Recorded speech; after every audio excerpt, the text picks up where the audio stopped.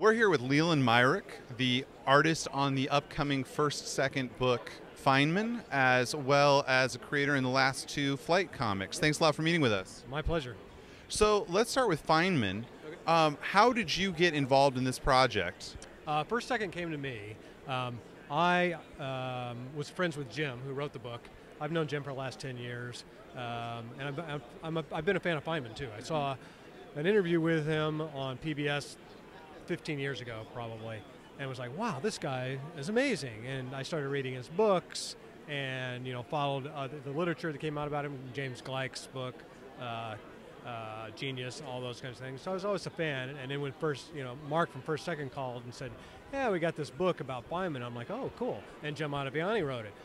Better. Please let me do this book. So that's how I got on the book. So you were familiar with Feynman then? Absolutely, yeah. Big fan. So as you were reading along, in his stuff, he talks about how he sees the world and physics in particularly in pictures. When you were reading along, were you envisioning a lot of it in the images that he was describing? Or basically what I'm getting at is how did you come up with the visuals that go along with it for the story? Yeah, as I read, Jim's script was really tight anyway. The way Jim writes, he will often put in visual cues for me. But he didn't always, and sometimes because of the way the story was flowing, I would deviate from what Jim wrote anyway.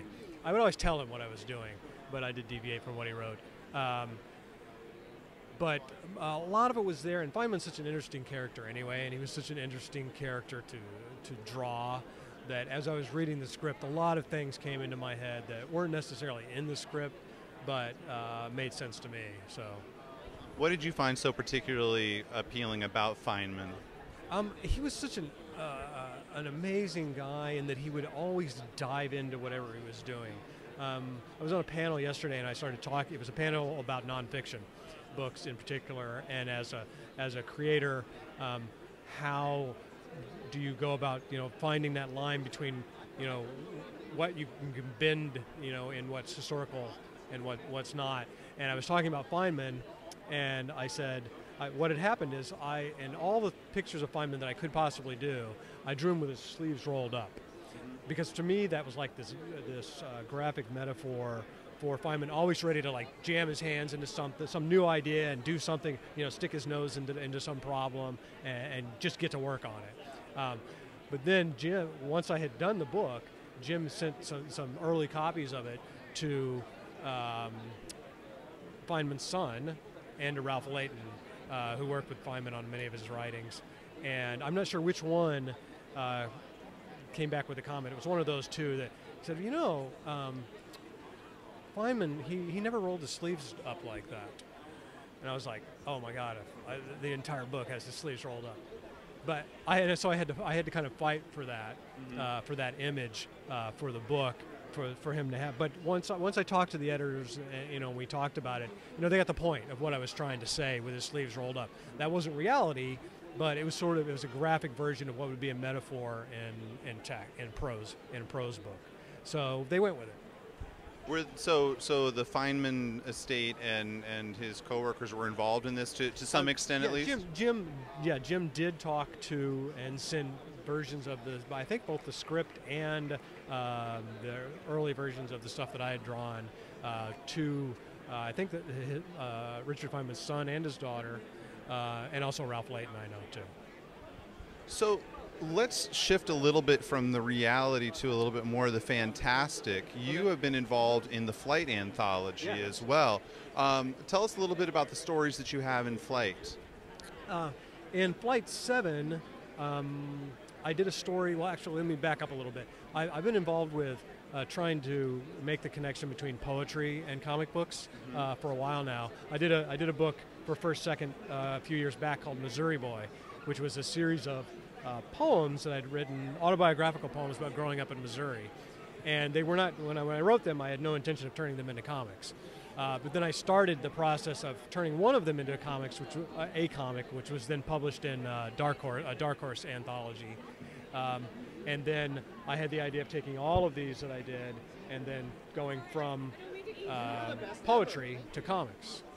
And it came out really well for me, and I decided in Flight 7 that I would do the same thing. I would write a poem right then, with no conception no conception of what I wanted to look like, just purely as any other poet would write a poem. And I wrote it about soldiers coming home from war, and that feeling when they're back home, and soldiers from all different time periods. I actually started writing it because it was when there was a large discussion about bringing the soldiers back from Iraq, and I was thinking what they would feel like when they're back homes and they see their mother, they see their wives or their kids or whatever it was, and I then kind of turned that into thinking of what soldiers throughout time, a Roman soldier or World War I or World War II, and I wrote that poem. Then I turned it into the story.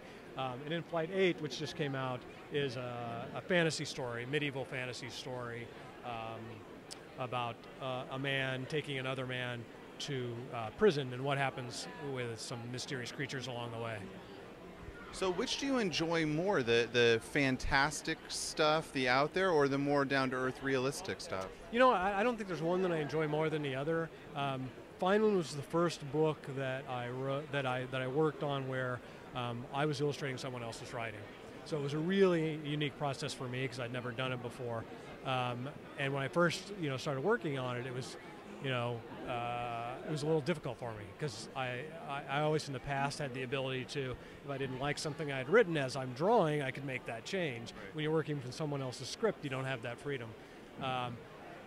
But that challenge became something that I found very exciting and exhilarating to actually deal with as I was working. So I don't know that I have a favorite. I guess if pushed, I'd say doing my own work right. Would be, and I tend to write the more fantastic kind of stuff. So Feynman's coming out. You've got something in Amulet. What projects do you have in the pipe, as it were? I'm working right now. I'm on the beginnings of a full graphic novel. I would like it to be a trilogy, but I'm working on the first one right now. It's a fantasy story also, medieval fantasy, high magic kind of story.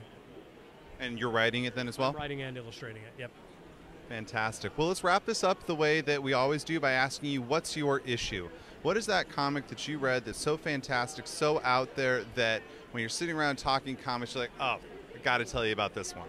Okay, I'm going to say she's become a friend of mine, but when she first handed me her comic, it was the first year that I came to the con, I had my own comics here. Lark Pien, I don't know if you know Lark. She's in the independent comics area. She did a comic called Hello Kitty. Not Hello Kitty, I'm sorry. Oh man, now just when I said Hello Kitty, it took it out of my mind. Longtail Kitty, sorry. Okay. She did a comic called Longtail Kitty, which is just beautiful and touching about the death of this cat.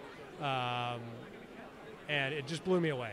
I remember that year, a lot of people trade comics in the independent area, and I took all these comics home.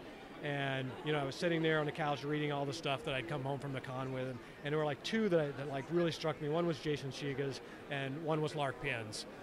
She's just an amazing creator. Why did it strike you so much? Just the emotional depth of it. Her drawings are very free. In this one she used I think a pen brush of some kind. Her drawings are very free, and just the emotional resonance of. It has a bit of a fantasy in it too, in that the cats are going to heaven and talking. And it was just the emotional feeling that she was able to evoke in a very short story. Yeah. Well, thank you very much for sharing that with us. Thank you for talking with us, and have a fantastic con. Thanks very much.